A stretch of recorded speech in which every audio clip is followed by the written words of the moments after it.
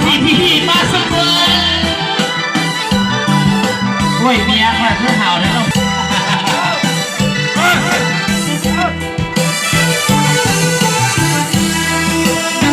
สักละวันมันเดียวพอไม่เคยสักละวันมันเดียวมาเอาแนวมันไปใบมาเอาไอ้มันไปว่าอาจารย์คำแสงเลยผู้น้องมาเอาแนวกี่ขันเมื่อไม่ว่าตื่นสวยตื่นสวย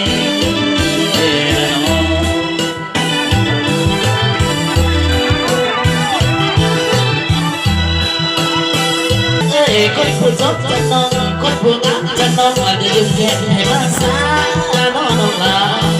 ผู้น้องคนผู้งามดอกเธอน้องอาจจะสาผู้ใดอยากได้น้อง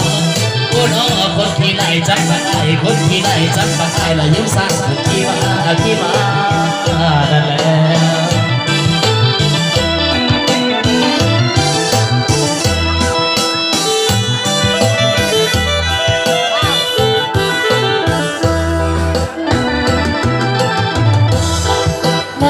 ว่าบ่มีไปสนคำเพื่อเคยว่าบ่มีผัวสนละสึกแท้น้องๆสั่งมาได้ดอกไม้มาน้องลา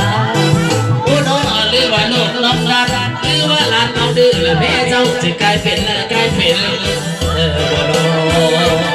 เมียไม่ใส่แล้วเสี่ยวเมียไม่ใส่แล้วพูดเพี้ยนกันเอาเกี่ยวกันเลย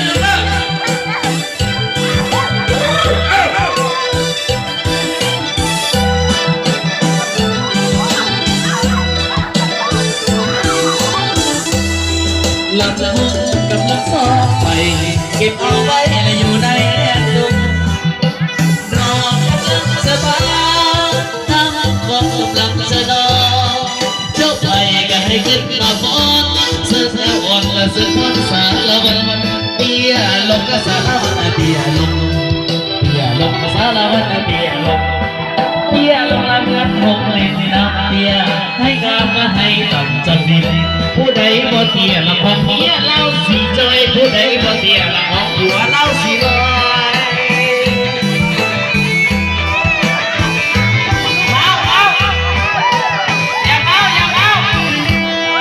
ลูกเล่นสารวัน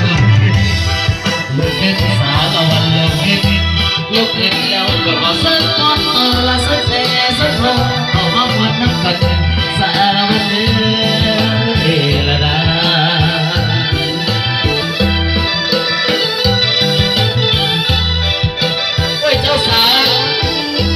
เดือดหนาตัวนี้เนาะฉันเธออะไรคือฉันน้องเอาไผ่เล่ไปสอนคนถ้าบอกเอาไส้คือกินก่อนกับนักนอนให้รู้ว่าเป็นกระเทยถ้ามีลูกเขยก็บอกให้เป็นพี่เราถ้ามีลูกสาวก็ให้เราบอกว่าฉันได้ไอ้ก็สินับไปบ้างเป็นลูกฉันไอ้ก็สินับไป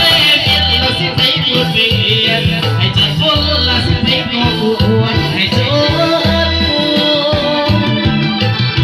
ยิ้มอยู่นะยิ้มอยู่นะ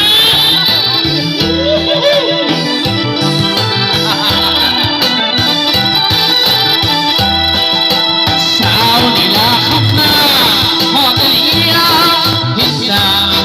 เขามาน้องยิ้มปล่อยลอยยังให้นุ่งสอนนครนี่มองและน้ำนองแค่ไปเดียวคนผู้ใครละคือเจ้าเอาบ่อนอนี่ไอ้สอนบ่อนเอาบ่เดสอนนครนักลองเอาบ่ไอ้ละเป็นหมอลำแก้มเอาทำอย่าย้ำนี่พอรักอาจารย์แม่ตีเมียไว้แล้วตีเมียแม่แล้วติงขาสาวนักยาสู่ห้องขันใบผมเลยแต่ยาสู่เด็กโอ้ยนั่นละนานะคนไทยนี่เอ้ยละนานวลนางนี่อยากมาเป็นเคยบานอ่างนี่เด้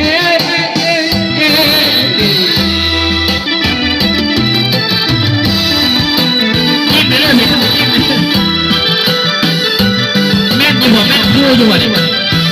น่าระวังเด้อระวัง